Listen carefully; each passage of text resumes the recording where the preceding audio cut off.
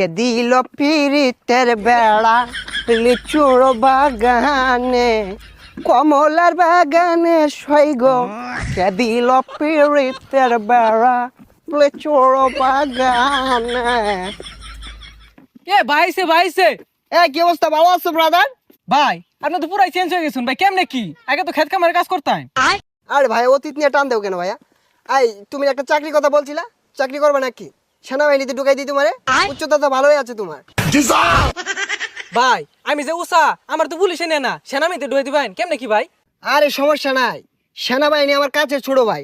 তুমি যদি 2 ফুট চাও তাও তোমারে ঢুকাই দিব না মানে চাকরিতে। আচ্ছা ভাই ঠিক আছে, একটা চাকরির ব্যবস্থা করে দিন যে। এই ভাইয়া দাঁড়াও, একটা ফোন দিই।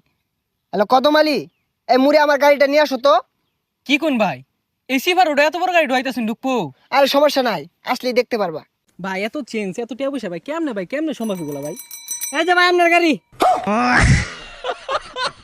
ভাই এই গাড়ি চালাতে পারবেন? আরে 12 মাস তো এগুলাই চালাই। এই সরো। দেখছস ভাইয়ের কি চেঞ্জ। এ ভাই ভাই ভাই এ ভাই ভাই ভাই ভাই ভাই উঠেন ভাই।